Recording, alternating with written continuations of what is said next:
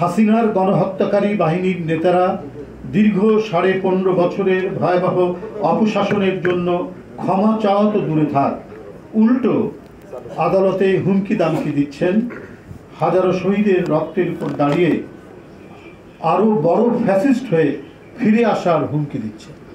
এরা তো সেই মানুষরা যারা প্রকাশ্য টকশোতে একজন বরেণ্য ব্যারিস্টারের চোখ তুলে নিতে চেয়েছে, কারণ তাদের আত্মা হচ্ছে খুনোখুনি, ডাকাতি, দস্যুবৃত্তির আত্মা দিয়ে পরিপূর্ণ। সেই আত্মা সেখানে পতিত আছে। এত বড় রক্তঝরা আন্দোলন, যে আন্দোলনে তারা মুগ্ধ, তারা আহনাফ, তারা আমাদের কি বলে যে আবু সাইদ, শিশু বাচ্চা থেকে শুরু করে এদের রক্ত নিংড়ে নেওয়ার পরেও ওদের ক্রোধ, ওদের ক্ষোভ, ওদের প্রতিশোধ কোনোটাই যেন থামছে না। প্রকাশ্য আদালতে দাঁড়িয়ে তারা যে সমস্ত হুমকি দিচ্ছে, এটা তো ভয়াবহ একটি বিষয়। এই স্পর্ধা তারা পাচ্ছেন কিভাবে? বন্ধুরা, ভারতে পলাতক হাসিনা একের পর এক হুঙ্কার দিচ্ছে। জুলাই আগস্টে শাহজাহান খান গংরা আদালতে এসে সরকারকে দেখে নেওয়ার হুমকি দিচ্ছে, আদালতকে ভেঙচি কাটছে, পুলিশকে থোড়াই কেয়ার করছে। হাসিনার দোসররা আসামি হয়েও আদালতে যে অধ্যুত্বপূর্ণ আচরণ করছে তা মূলত অন্তর্বর্তী সরকারকে অকার্যকর প্রমাণের এক গভীর চক্রান্ত। স্বরাষ্ট্র মন্ত্রণালয় ও পুলিশ প্রশাসন নীরবতায় তারা এমন আচরণ করছে। গত 15 বছর বিভিন্ন পাতানো মামলায় বিএনপির অনেক সিনিয়র নেতা ও আলেম ওলামাকে ডান্ডাবেরি করিয়ে আদালতে তোলা হয়েছিল। তারা এখন কারাগারে ভয়াবহ অপরাধী আওয়ামী নেতাদের জামায় আদরে আদালতে হাজির করা হচ্ছে, যেখানে আমরা যারা সবাই বসে আছি, কেউ শান্তিতে, কেউ স্বস্তিতে। আমাদের একটি রাজনৈতিক, আমি বলবো নিজে এটা একটু গর্ব করেই বলবো, উজ্জ্বল রাজনৈতিক অতীত থাকার পরেও একটা বিশ্ববিদ্যালয়ের ভিপি, একটা বৃহত্তম ছাত্র সংগঠনের প্রেসিডেন্ট এবং একটা সরকারি দায়িত্ব, একটি সরকারি ব্যাংকের চেয়ারম্যান থাকার পরেও আমাদেরকে ডিভিশন প্রথম শ্রেণীর যে বন্দী, সেই বন্দির মর্যাদা দেওয়া হতো না। হয় অনেকদিন পরে দিত, না হলে দিতই না। সাধারণ বন্দীদের মধ্যে আমাদেরকে ফেলে রাখা। অথচ এরশাদের আমলেও দেখেছি আমরা, তখন তো স্টুডেন্ট লিডার, এরশাদের আমলেও কিন্তু আমরা ডিভিশন পেতাম। আর আমাদের যারা পরবর্তী যারা নেতা, তারাও গুরুত্বপূর্ণ, কেউ এমপি ছিলেন, কেউ গুরুত্বপূর্ণ নেতৃত্বে ছিলেন, তাদেরকে মানে হাত করা পড়িয়ে তাদেরকে তোলা হতো। ডিভিশন দূরে থাক, ডিভিশন তো আরো বড় ব্যাপার গেল, হাত করা পড়িয়ে তাদেরকে তোলা হতো।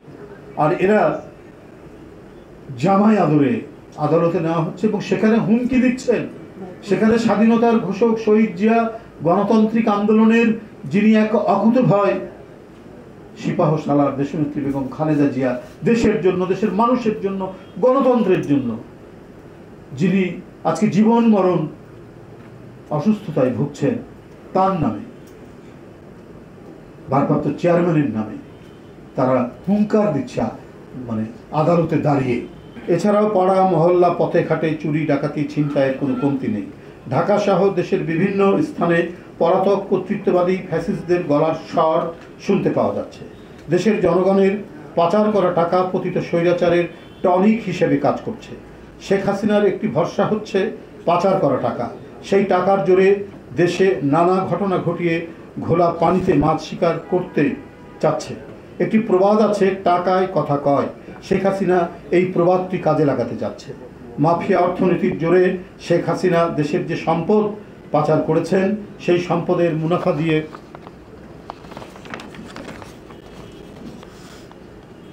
বাংলাদেশকে অস্থিতিশীল করতে চান। পতিত ফ্যাসিবাদের বড় বড় দোসররা অনেকেই প্রশাসনের হেফাজতে ছিল, কিন্তু তারা কিভাবে পালিয়ে যেতে সক্ষম হয়েছে, নিশ্চয়ই এখনও প্রশাসনের মধ্যে অনেকেই ঘাপটি মেরে আছেন ফ্যাসিবাদী খুনি দোসরদের সহযোগীরা। ওই যে পলক হাসিনার মন্ত্রী ছিল, সেই তো আদালতে বলেছে সে সহ অনেকেই একটি জায়গায় ছিলেন, প্রশাসনের ছত্রছায়া ছিলেন। তাকে গ্রেপ্তার করে নিয়ে এসছে এবং আরগুলার খবর নাই। পরে জানা গেছে তারা দেশের বাইরে। অদ্ভুত ম্যাজিক। যাই হোক,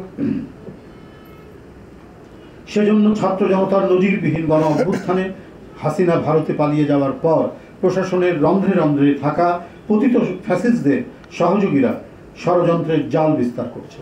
তারা কোথাও কোথাও গণহত্যাকারীদের সঙ্গে আতাত করে প্রকাশ্যে বিশৃঙ্খলা সৃষ্টির ষড়যন্ত্র করে যাচ্ছে।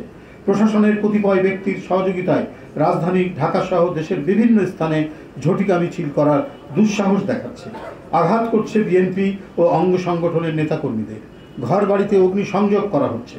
শিল্পী, কুশলী, রাজনৈতিক নেতাকর্মী সহ অনেকের বাড়িঘর, যেমন ভাস্কর মানবেন্দ্র, আপনারা জানেন যে চারুকলা থেকে ফার্স্ট ক্লাস পাওয়া,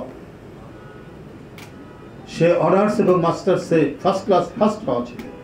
শুধুমাত্র পহেলা বৈশাখের আনন্দ শোভাযাত্রার যে প্রতীক তারা তৈরি করেছেন ভাস্কর্য হিসাবে, সেখানে ফ্যাসিস্টের প্রতিকৃতি বলে একটি প্রতিকৃতি ছিল। তার প্রতি সন্দেহ করে তাকে প্রথমে মোবাইলে নানা ধরনের হুমকি দেওয়া হয়েছে, তারপরে তার বাড়ি ভস্মীভূত করা হয়েছে। আমি নিজে গিয়ে দেখে এসেছি গতকালকে, একবার সম্পূর্ণ ভস্মীভূত করা হয়েছে, যেখানে তার আরো অনেক শিল্পকর্ম ছিল।